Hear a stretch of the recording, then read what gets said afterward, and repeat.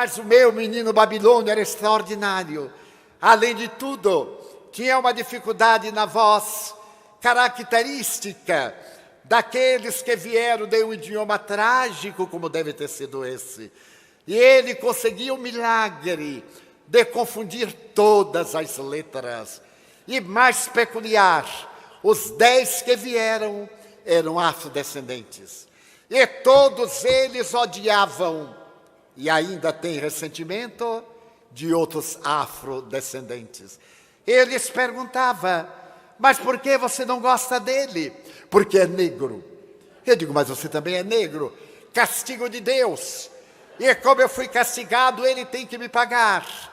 Mas havia um deles que era especial. E é porque eu nutria uma ternura muito grande.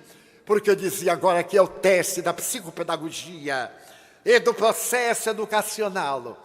Era muito especial, de uma rebeldia incomparável. Eu vencia através do sorriso, da paciência, e dizia, meu filho, a Babilônia ficou tão longe.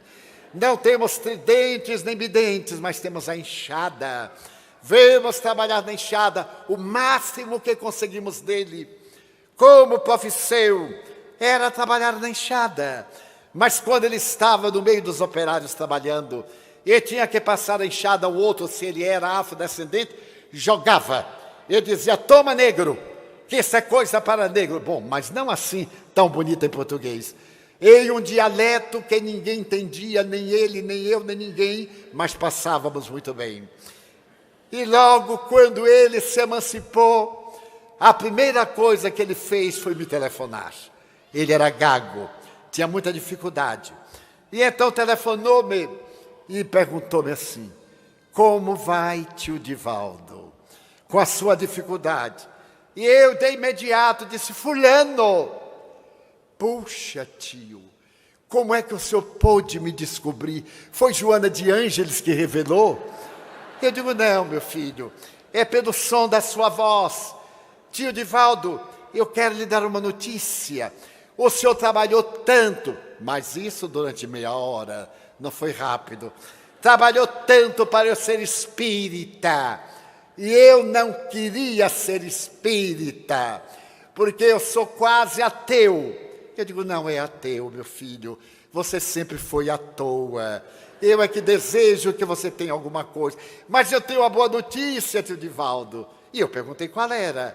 E ele me disse, agora eu sou testemunha de Jeová. Eu disse, meu Deus, que maravilha, meu filho. E você viu o crime? Qual crime? Se você é testemunha, você deve ter visto o crime. Mataram Jeová? Eu digo, mataram. E você viu? Não, tio, não sou mais não. Eu resolvi voltar a ser espírita outra vez. O senhor me dá um jeito. Então era o inferno dele. É esse tumulto na sua mente. É adulto, é pai. E foi me levar os netinhos lindos, babilônios também.